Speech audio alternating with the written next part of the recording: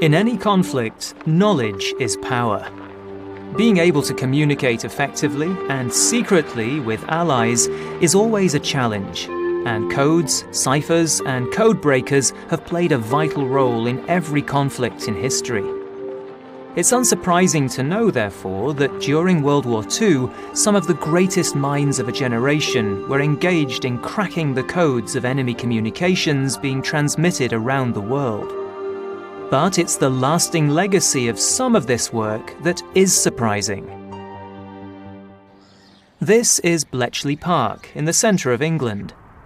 Today, it's open to the public and is very popular with visitors. But during the Second World War, this was one of the most secretive places in the country, and the base of the government code and cipher school.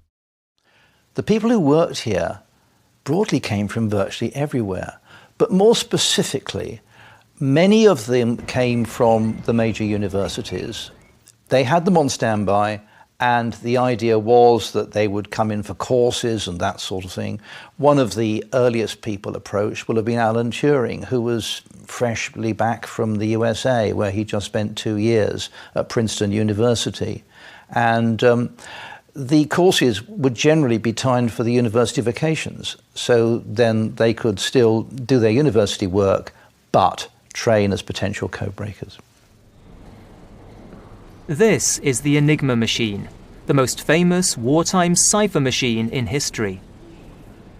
Using mechanical wheel settings to encrypt messages that were then sent via Morse code, the machine was first developed in Germany at the end of the First World War. At Bletchley Park, mathematicians Alan Turing and Gordon Welchman developed the bomb. This electromechanical device enabled the testing of all the possible settings of the Enigma machine to be done mechanically, in high volumes and quickly. By 1941, there were rooms full of these machines, standing nearly 2 meters tall and 2 meters wide. And whilst Alan Turing was the man who was an absolute genius in coming up with the technical ideas, it was Gordon Welchman who said we need to mechanize not just that bit, but the whole process overall, and have a complete production line for intelligence. And so Typex was designed. It was a bigger machine. It was a better machine than Enigma. It had 5 rotor wheels. Enigma only had 3. It could produce a paper tape from the side, far easier to use. And so they took these Typex machines and they effectively reverse engineered them, and they made them as clones of Enigma.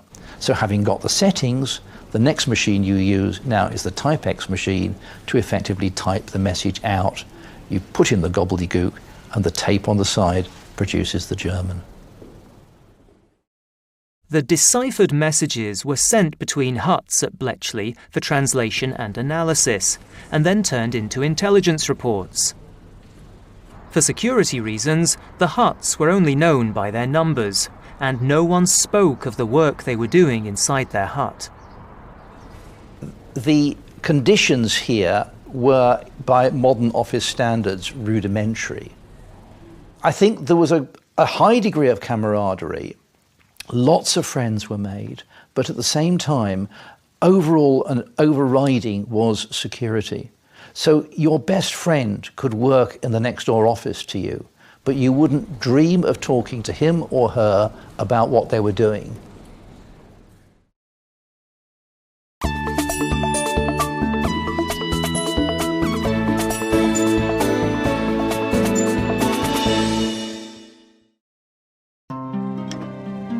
Breaking Enigma is one of the most famous achievements of the team at Bletchley. But it was the work done on another cipher machine, the Lorenz, that really laid the groundwork for modern-day computing. Some of the machines that were created to decipher Lorenz have been rebuilt and can be seen working to this day at the National Museum of Computing at Bletchley Park. Enigma machines were used in the field to create secure, everyday communications. But the Lorenz was a much more complex cipher machine, which was used for high-level strategic communications. British intelligence had no idea what the Lorenz machine looked like or how it worked. and knew that the intelligence value of breaking this code would be immense. And some of Bletchley's most brilliant minds were dedicated to the task. Bill Tutt was perhaps the most brilliant of them all. All Tutt needed was a simple mistake to be made by a Lorenz operator. In August 1941, test messages sent by the Germans setting up a new link between Vienna and Athens were intercepted. It was due to operator error that the message was sent twice. Both copies were received by Bletchley. Because of operator error, the copies were different, and the head of the military section, Colonel Tiltman, over a few days broke the message. Well, breaking one message sent twice is not the answer to the solution. So he then passed it to the research section and said, "This is what I've done so far, now tell me how the machine works." And they kicked it around for a couple of weeks. And then one day, Captain Jerry Morgan calls in Bill Tutt, hands him a sheaf of paper and gives him some really comprehensive instructions. See what you can do with this.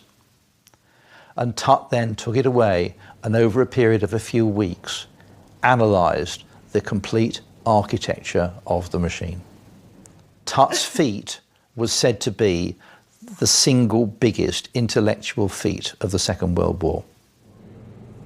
With Tutt's plans, and the help of another great mathematician, Max Newman, the Heath-Robinson machine was built to find the settings for the Lorenz machines.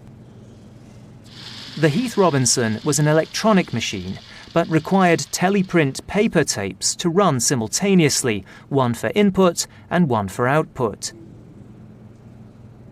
The paper stretched and snapped, and the process was inefficient. Breaking the Lorenz messages still took weeks. Improvements needed to be made, and Tommy Flowers was the man to help. Flowers was an electronics engineer who worked for the post office. His genius was finding a way to replace the paper tape input with electronic valves. The end result of this innovation was Colossus, the world's first large-scale electronic digital computer.